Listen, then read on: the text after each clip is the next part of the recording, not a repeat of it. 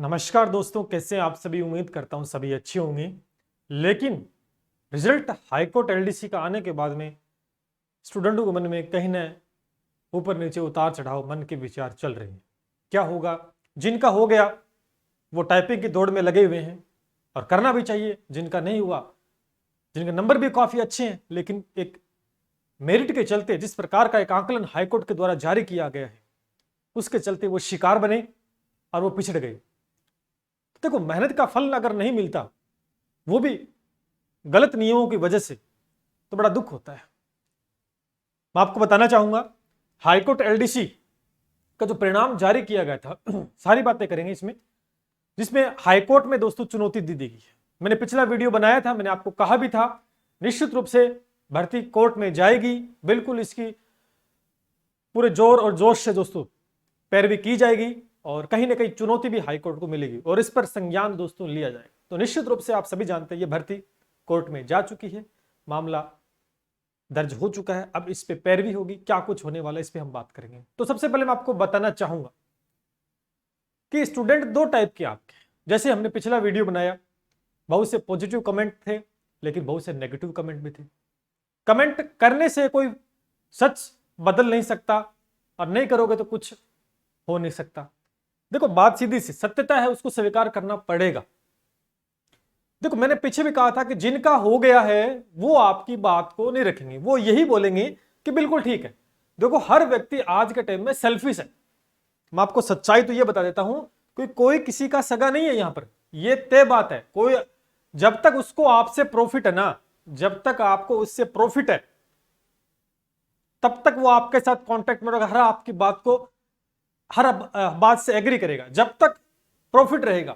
और जब वो आपसे प्रॉफिट हट गया, नहीं हो रहा, तो वो आपके एंटी हो जाएगा। ये निश्चित है दोस्तों, आप देख सकते हैं आपके सामने।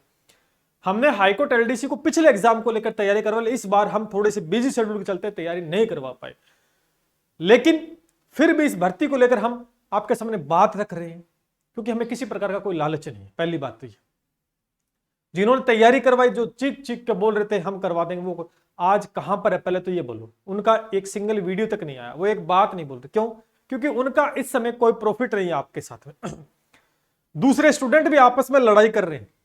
कोई कह रहा है सर ये गलत है, आपने नोटिफिकेशन नहीं पढ़ा। भाई साहब, हमने सब कुछ पढ़ा है,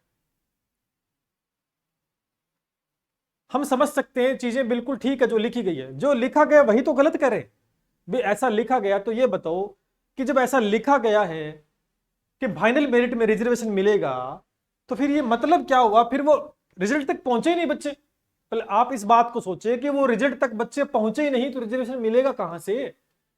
जब 224 नंबर ईडब्ल्यूएस के हैं तो इससे अच्छा तो वो जनरल कैटेगरी में था।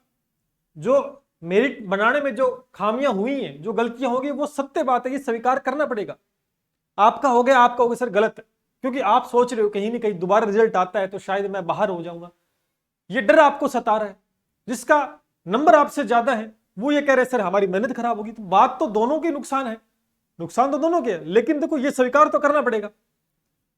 दोनों हाथ में लड्डू नहीं रहते, और सच्चाई के खिलाफ अगर नहीं बोलते तो ये इनडायरेक्टली हो चाहे डायरेक्टली हो, कहीं ना कहीं नुकसान तो आपको ही होना है, होना तो युवा वर्ग को ही। तो निश्चित रूप से इस भर्ती के अंदर जो परिणाम जारी किया गया उसमें कहीं ना कहीं खामियां जरूर है। अगर इस प्रकार से होगा तो फिर आपका तो सिर्फ फाइनल रिजल्ट में, स्टूडेंट की जुबानी में कह रहा हूं कि सिर्फ फाइनल में मिलेगा, आपने नोटिफिकेशन देगा। भाई साहब, फाइनल तक बच्चे पहुंचे ही नहीं सर्टिफिकेट वाले, वो तो पहले ही बार हो गए, कहां मिलेगा रिजर्वेशन? ये बताओ। वो तो पहुंचे ही नहीं, जो एक पड़ाव था वो तो पहुंचे नहीं वहां तक। मतलब क्या हुआ इसका? फिर आगे मिले चाहे ना मिले। समझ पा रहे हो इस बात को?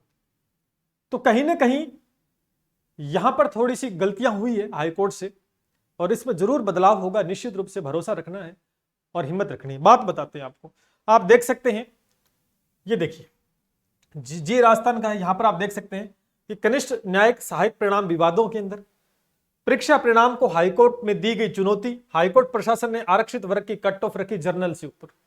इसके चलते सामान्य से अधिक अंक रखने वाले आरक्षित वर्ग के अभ्यर्थी हो गए टाइपिंग टेस्ट से बाहर।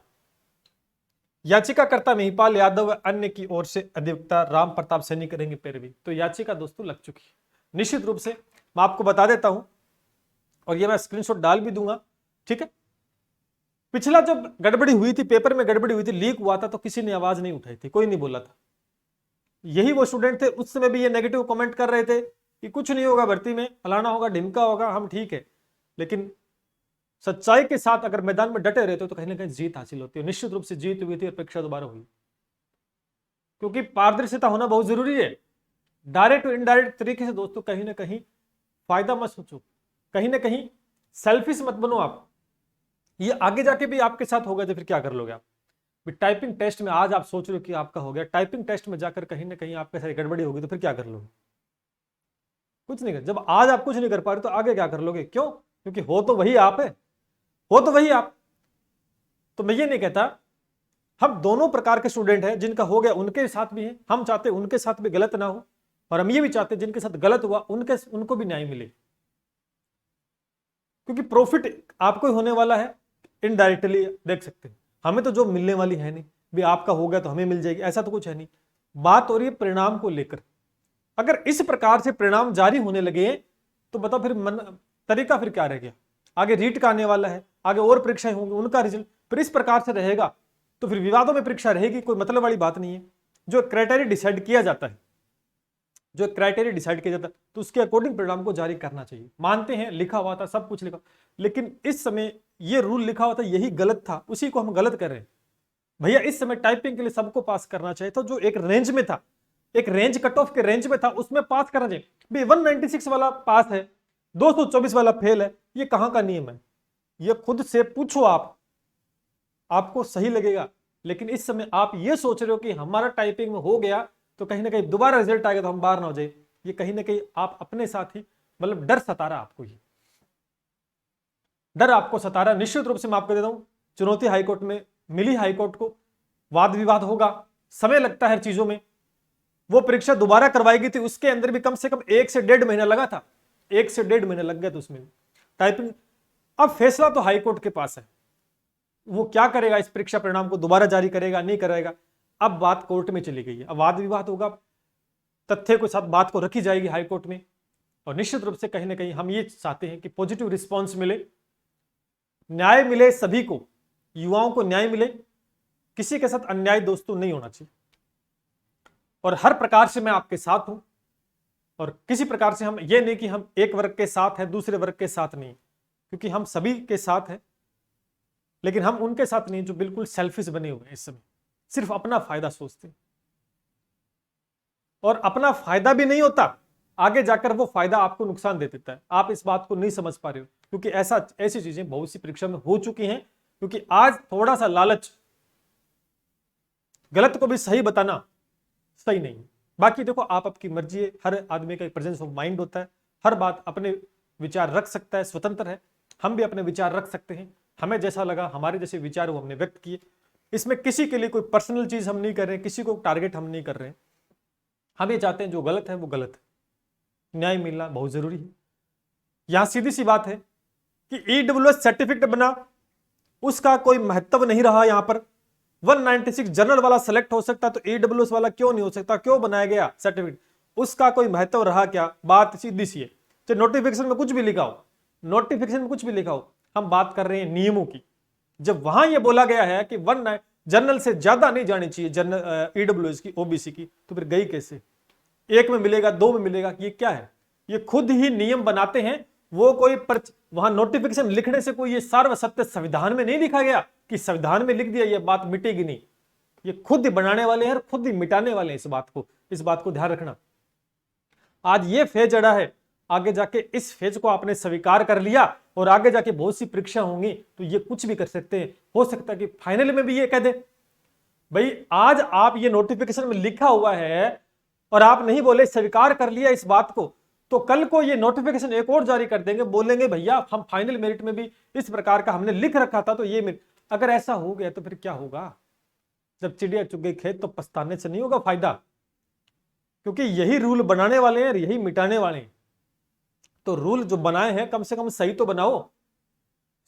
मानते इस परीक्षा में सबके लिए ठीक होता, सब पास होते, टाइपिंग में आप कर देते, बोल देते, वहां हम वाजिब इस बात को समझ सकते थे, वहां इस बात को हम मान लेते, कोई दिक्कत नहीं। फाइनल मेरिट में ऊपर नीचे हो सकता है, एक बार के लिए जो रिजर्वेशन का फायदा है इसमें मिलेगा सबको, और इसमें लगभग कैंडिडेट पास हो जाएंगे। तो वहां किसी को दिक्कत नहीं होती, किसी को ऑब्जेक्शन नहीं होता। यहां तो सर्टिफिकेट का मतलब ही नहीं रहा, आगे पहुंचे नहीं, रिजर्वेशन में फायदा सिर्फ मिलेगा क्या, ये बताओ। तो कोई दिक्कत नहीं है, निराश नहीं होना। जो निराश है, जो सोच रहे हैं, निश्चित रूप से जिनका हो गया बधाई हो उनको हमारी तरफ से, वो टाइपिंग के लिए तैयारी करते रहे। जिनका नहीं हुआ, जिनके नंबर ज्यादा थे, बाहर आ गए, उनको भी निराश नहीं होना है, सकारात्मक सोच के साथ बने रहना है और निश्चित रूप से कहीं ना कहीं पॉजिटिव रिस्पांस दोस्तों मिलेगा। और इस चैनल के माध्यम से जुड़े रहना, जिस प्रकार का भी अपडेट होगा मैं आपको दूंगा, जिस प्रकार से भी हमारी तरफ से कुछ होगा हम पूरी कोशिश दोस्तों करेंगे। आपका भी कोई डाउट, कुछ इश्यू है तो आप नीचे कमेंट सेक्शन के माध्यम से हमसे डिस्कस कर सकते हैं।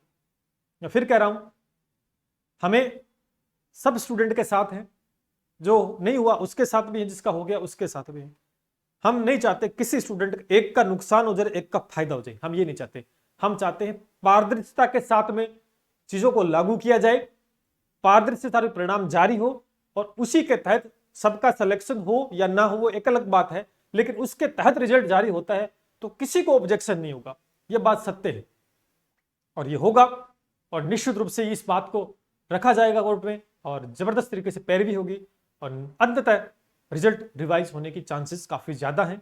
नोटिफिकेशन में लिख दिया इसका मतलब कोई संविधान में नहीं लिख दिया, इस बात को समझें आप। यही बनाने वाले हैं रूल और यही मिटाने वाले हैं।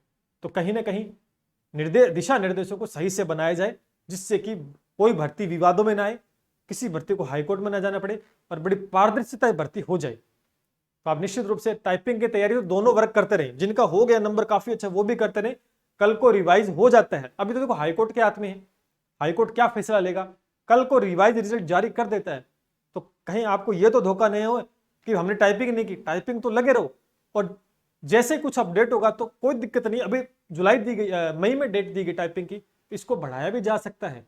ये कोई बड़ा इशू नहीं कि सर आ गई इसमें चेंज नहीं हो सकता है। परीक्षा परिणाम रिवाइज होगा तो होगा, निश्चित नहीं होगा तो फिर डेट हो जाएगी। बात हाईकोर्ट पे है, बाकी कोई दिक्कत नहीं है। बाकी आप अपनी राय कमेंट बॉक्स में रख सकते हैं। तो फिर कह रहा हूं, किसी को निराश नहीं होना है, हम दोनों वर्ग के स्टूडेंट के साथ हैं, हम नहीं चाहते किसी के साथ अन्याय हो, सभी को न्याय मिले, वो भी पारदर्शिता के साथ। इसी के साथ मिलते हैं दोस्तों। जय हिंद, जय भारत।